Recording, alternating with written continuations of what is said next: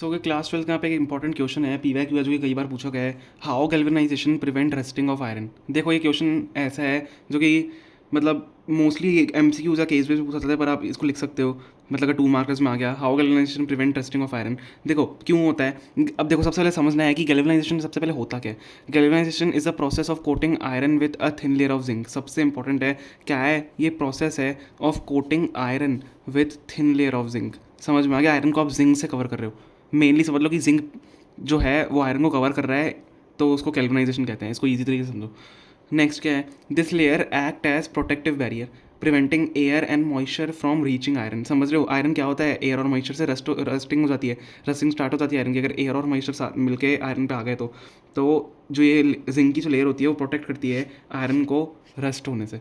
समझ रहे हो।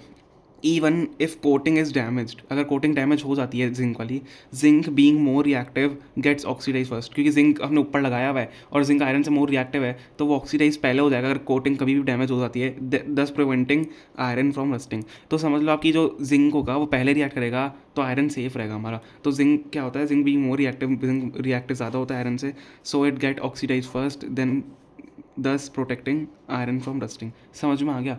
ओके, ईजी है, बस आपको कुछ कुछ चीज़ें ध्यान रखनी है। एक तो प्रोटेक्शन जो होती है layer, process of coating iron, इसको गैल्वेनाइजेशन कहते हैं। और बाकी जिंक पहले रिएक्ट करेगा क्योंकि मोर रिएक्टिव होता है, और ये प्रोटेक्टिव बैरियर जैसे जिंक काम करता है। Okay, thank you so much.